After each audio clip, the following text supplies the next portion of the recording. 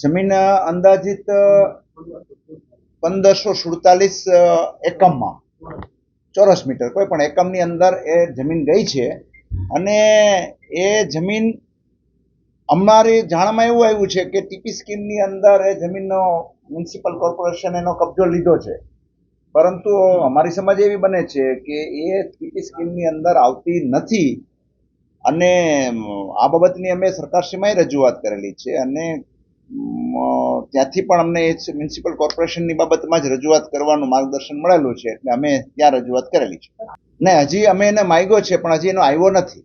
એ તો હું શિક્ષણવિદ છું અને એ બાબતની અંદર કોઈ પણ વાક્ય કહીશ તો એની વેલિડિટી બહુ નહીં.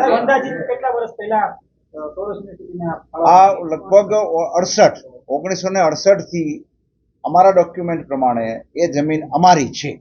લેન્ડ ગ્રેબિંગની અંદર કરેલી જ છે અમે, પણ એમાંથી એમાં એવું આવેલું છે કે લેન્ડ ગ્રેબિંગના કાયદાના જે જોગવાઈઓ હોય એ પ્રમાણે આ લેન્ડ ગ્રેબિંગ થતી નથી, કેમ કે આ ડીલિંગ થયું છે સૌરાષ્ટ્ર યુનિવર્સિટી અને મ્યુનિસિપલ કોર્પોરેશનની વચ્ચે. હવે એ તો આપણે તો એ મ્યુનિસિપલ કોર્પોરેશનને જ વાત કરી શકીએ અને એના જે અધિકારીઓ છે એની સાથે અમે ઓફિશિયલી વાત કરી છે.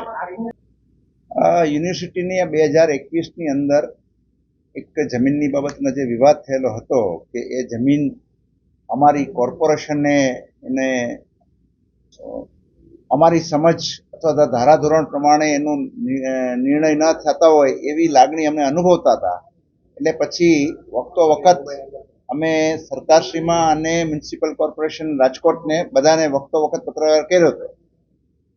છેલ્લે પણ અમે આ માસમાં પણ જુલાઈ માસની અંદર પણ કમિશનરને આ બાબતની અંદર કોઈ એકતરફી કાર્યવાહી થઈ છે અને અમારી આ જમીન અમને એવું લાગે છે કે નિયમ પ્રમાણે એનું પાલન ન થયું છે અને અમારા કબજામાંથી જતી રહી છે, એટલે આ બાબતની અંદર અમે કમિશનર સાહેબને અમારી રજૂઆતો કરેલી છે.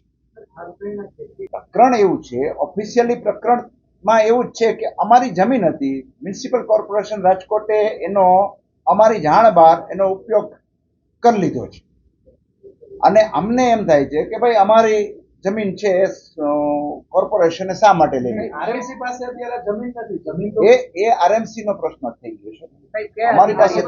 અમારી પાસે જે વિકલ્પ આવશે એ પ્રમાણે અમારી પાસે બોડી છે, બધાનો વિચાર કરી અને જે નિર્ણય કરવાનો થશે એ નિર્ણય અમે આગળ ઉપર કરશું, પણ જોઈએ છે કે ત્યાંથી શું જવાબ આવે છે. અંદાજિત 10 વાર તો છે જ. જમીન થઈ ગયું છે તો થઈ ગયું છે, પણ બધા કાયદાની સાથે બંધાયેલા છે, કઈ કાયદાની બહાર કે ઉપર એવું તો કઈ છે નહીં.